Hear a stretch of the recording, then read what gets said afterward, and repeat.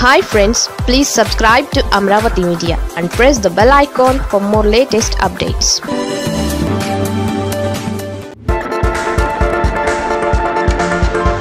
చంద్రబాబును జీవితాంతం వెంటాడుతున్న ఆ 10 తప్పులు. ఏపీ సీఎం చంద్రబాబు నాయుడుకి 75 ఏళ్లు నిండాయి.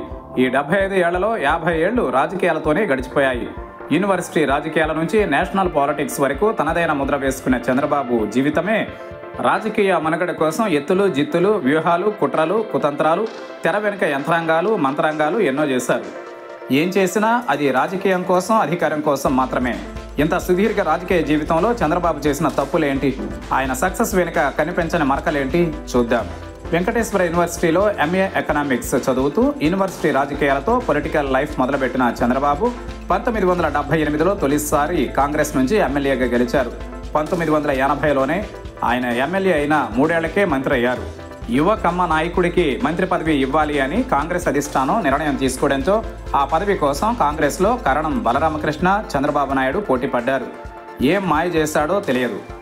గతంలో రౌడీ షీట్ ఉందనే నెపంతో కరణం బలరామకృష్ణయ్యకు నిరాకరించి చంద్రబాబుకు మంత్రి పదవి ఇచ్చింది కాంగ్రెస్ అధిష్టానం. ఆ తర్వాత కరణం బలరాం మళ్లీ జీవితంలో మంత్రి కాలేకపోయాడు. చంద్రబాబు నాయుడు మాత్రం లైఫ్లో వెనక్కి తిరిగి చూసుకోలేదు.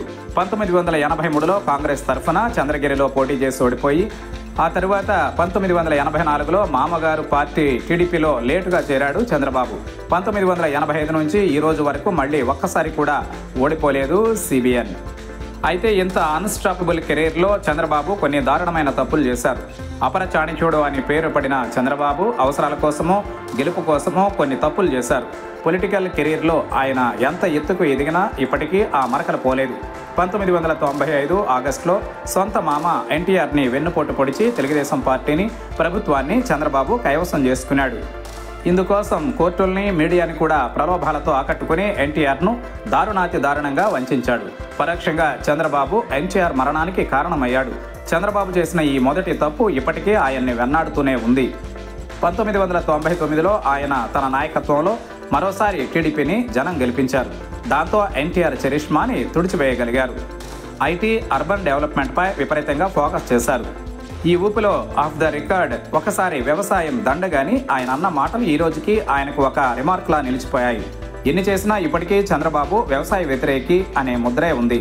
వ్యవసాయానికి వ్యతిరేకంగా మాట్లాడడం చంద్రబాబు రెండవ తప్పు.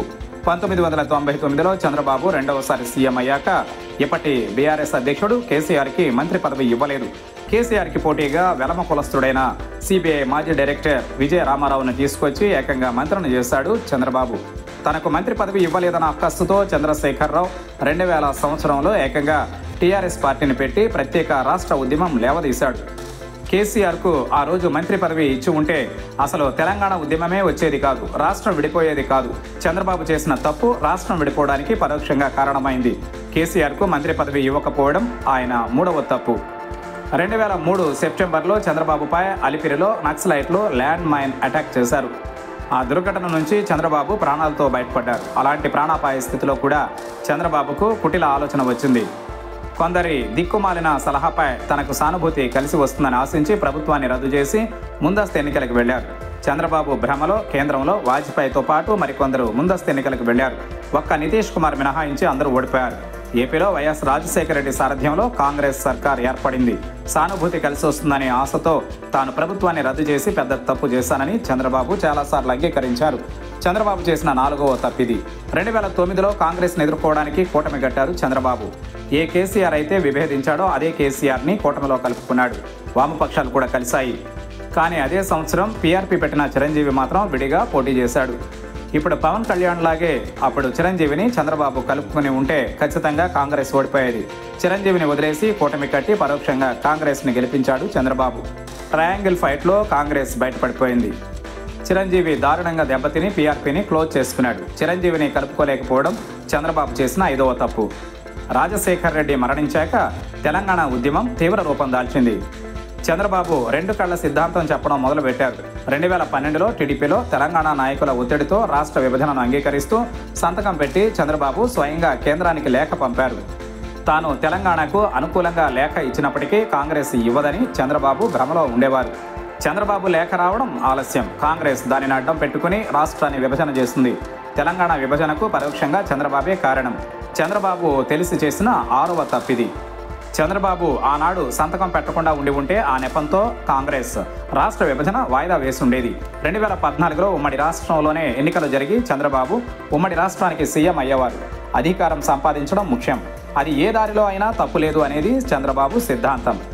2015లో తెలంగాణ ఎమ్మెల్సీ ఎన్నికలలో ఒక ఎమ్మెల్సీ సీటు గెలవడం కోసం ఇప్పటి ముఖ్యమంత్రి అప్పటి టీడీపీ నేత రేవంత్ రెడ్డితో నామినేటెడ్ ఎమ్మెల్యే స్టీవెన్సన్ని కొనడానికి 50 లక్షల రూపాయల క్యాష్ పంపించారు చంద్రబాబు. ఆ క్యాష్తో స్టీవెన్సన్ ఇంటిలో అడ్డంగా దొరికిపోయాడు రేవంత్ రెడ్డి. అంతేకాదు ఫోన్లో స్టీవెన్సన్తో మాట్లాడుతూ చంద్రబాబు కూడా దొరికిపోయాడు. ఇప్పటికీ ఆ కేసు నడుస్తోంది. అయితే కేసీఆర్తో రహస్య ఒప్పందం మేరకు హైదరాబాద్ను విడిచిపెట్టి వెళ్ళిపోయాడు చంద్రబాబు. దీనివల్ల 10 ఏళ్ల పాటు హైదరాబాద్పై ఏపీకి హక్కు ఉన్నప్పటికీ సీఎం తరలిపోవడంతో కోల్పోయారు ఏపీ వాళ్ళు. కక్కుర్తి రాజకీయాల కోసం చంద్రబాబు చేసిన 7వ తప్పిది.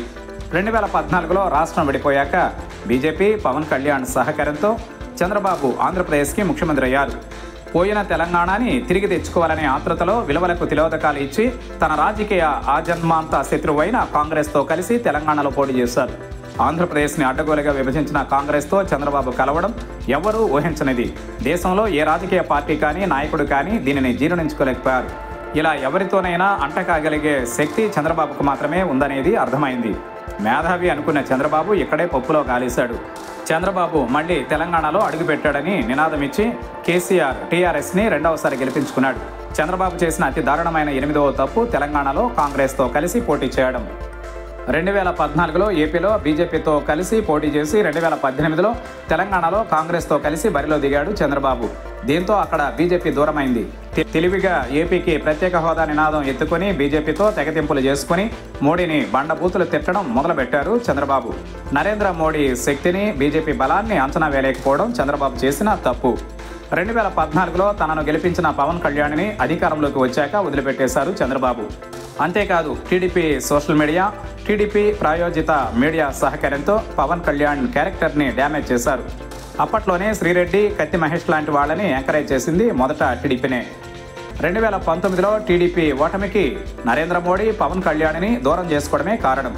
చంద్రబాబు చేసిన 9వ తప్పిది. 2014లో ముఖ్యమంత్రి అయ్యాక లోకేష్ని ఎమ్మెల్సీ చేసి మంత్రి పదవి ఇచ్చేశాడు చంద్రబాబు. తెలంగాణలో కేటీఆర్ని ఎలా అయితే సిద్ధం చేసుకుంటున్నాడో తాను లోకేష్ని అలా తయారు చేసుకోవాలనుకున్నాడు. కానీ ప్రత్యక్ష ఎన్నికలలో పోటీ చేయకుండా దొడ్డిదారిన లోకేష్ని మంత్రిని చేశాడు. అదే ఊపులో లోకేష్ చేసిన అవినీతి కార్యక్రమాలు చంద్రబాబు ఇమేజ్ని దెబ్బతీశాయి. ప్రధాని మోడీ లాంటి వాడు నేరుగా లోకేష్ అవినీతిని స్వయంగా ఎత్తి చూపించాడంటే ఈ విషయం ఎంతగా జనంలోకి వెళ్ళిందో అర్థం చేసుకోవచ్చు. చంద్రబాబు చేసిన 10వ తప్పు అనుభవం లేని లోకేష్కి పవర్స్ ఇవ్వడం. అయితే తాను చేసిన పొరపాట్లను త్వరగా గుర్తించడం కూడా చంద్రబాబులో ఉన్న గొప్ప లక్షణం. అందుకే 2024 ఎన్నికల నాటికి పవన్ కళ్యాణ్ని, మోడీని తిరిగి కలుపుకొని అఖండ విజయం సాధించారు చంద్రబాబు. అయితే ఎంత గొప్ప మేధావి అయినా ఎక్కడో ఒక చోట తప్పులు చేస్తూనే ఉంటారని చంద్రబాబు జీవితమే ఒక ఉదాహరణ. చంద్రబాబు చేసిన కొన్ని పొరపాట్లు తెలుగు రాష్ట్రాల చరిత్ర గతినే మార్చేశాయి. చాలా చారిత్రాత్మక సంఘటనలకు పరోక్షంగా చంద్రబాబు బాధ్యత ఉంది.